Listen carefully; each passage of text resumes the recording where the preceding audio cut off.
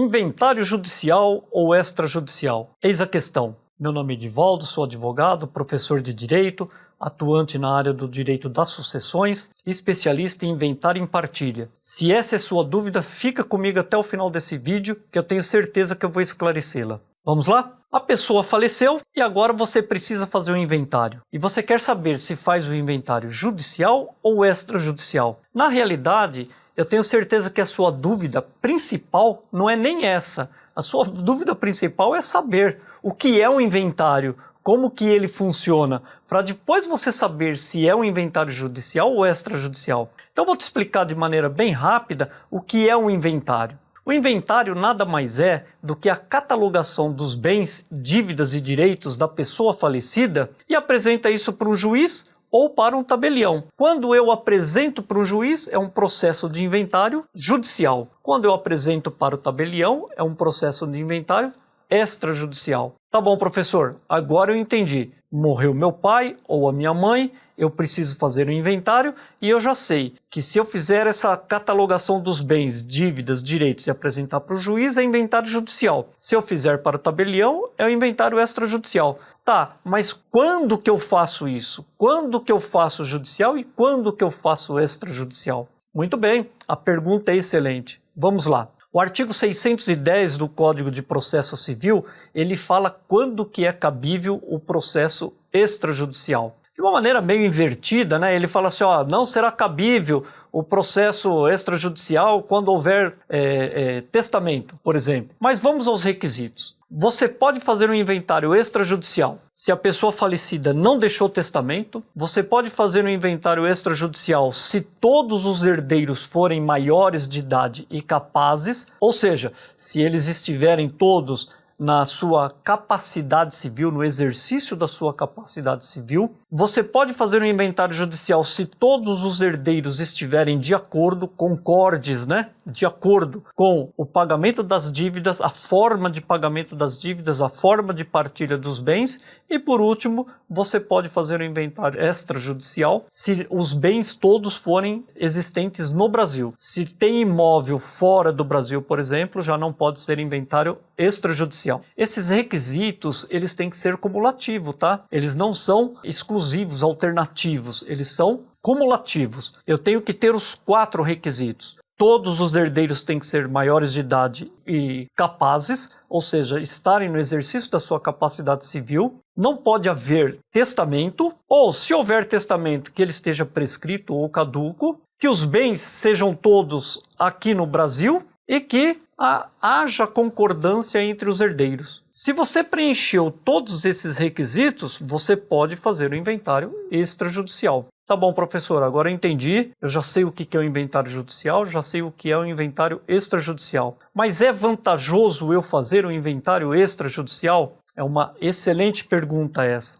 Vamos lá. Quais as principais diferenças do inventário judicial para o inventário extrajudicial? Pessoal, eu vou falar para vocês 2 diferenças principais e essas diferenças são as matadoras. Tem outras diferenças, mas essas 2 são as matadoras para você poder decidir se faz o inventário judicial ou extrajudicial. A primeira diferenciação é o tempo. Quando eu entro com o inventário judicial, eu faço a minha petição, apresento para o juiz vai levar de 10 a 15 dias só para dar o primeiro despacho. E o primeiro despacho dele é um despacho padrão, que ele vai falar assim, ao autor, juntar a certidão de óbito, juntar as procurações, juntar a certidão negativa de débitos tributários. Tudo isso que ele está pedindo, eu já juntei, já está no processo, mas é um despacho padrão dele. Normalmente os juízes fazem isso. Lembre-se, de 10 a 15 dias, só para ele dar esse primeiro despacho. Se o advogado tiver muito serviço no escritório, ele também vai levar de 10 a 15 dias para responder isso para o juiz. E aí ele vai fazer um outro peticionamento e vai falar, excelência, tudo aquilo que o senhor me pediu já está nos autos. A certidão de óbito está as folhas tais, as procurações estão as folhas tais. E aí ele vai falar para o juiz que tudo aquilo que o juiz está pedindo já se encontra nos autos. Só aí já foram 30 dias. Aí o juiz ele vai levar mais 15 dias para dar o próximo despacho. E vai falar assim, ao autor manifestar-se quanto ao rito do inventário. E aí eu vou levar mais 10 ou 15 dias para falar para o juiz, excelência, eu já falei que o inventário é com o rito ordinário, ou com o rito de arrolamento, ou com o rito de arrolamento sumário. Eu já falei isso, tá? As folhas tais. Aí o juiz ele vai levar mais 10 ou 15, aí já foram 45. O juiz vai levar mais 10 ou 15 dias para me falar assim, ok, então vamos processar esse inventário sob o rito do arrolamento. Esses ritos que eu estou falando, o rito ordinário, arrolamento sumário, são temas de outros vídeos que eu aconselho fortemente você assistir para você entender bem essa matéria. Ok? Não é objeto nesse momento de eu dissecar esses assuntos, mas é só para você saber como que a justiça ela vai demorando, porque o juiz ele vai levar de 10 a 15 dias para dar o despacho e eu vou levar de 10 a 15 dias para responder. E nisso vai se tornando um problemão. Para a gente iniciar o inventário propriamente dito, para o juiz falar assim, pronto, agora o inventário está instaurado. Já foram aí quase 90 dias. E lá no inventário, no processo de inventário extrajudicial, é mais rápido. Você tem tudo na mão, já definiu a partilha, já definiu pagamentos de dívida, já definiu tudo que tinha para ser definido. Agendou com o tabelião, no máximo em 30 dias esse inventário ele está resolvido. Pode acontecer de demorar um pouco mais por causa da agenda do cartório, mas eu acredito aí que pela prática que a gente tem, pelo menos aqui em São Paulo, que são vários cartórios, em 30 dias esse inventário está resolvido. Mas nós temos um segundo fator de diferenciação que também pesa no inventário extrajudicial. É o preço. As custas judiciais, elas são mais baratas do que as custas do inventário extrajudicial. Primeiro porque no inventário extrajudicial eu preciso de dinheiro para bancar essas custas porque é tudo à vista. O cartório não faz parcelamento, o cartório não faz nada a prazo. Eu já tenho que ir com ITCMD, Imposto sobre Transmissão de Bens, Causa-Morte e Doação, eu já tenho que ir com ele pago. Tudo que o cartório for fazer, ele vai cobrar. Então, para ele nomear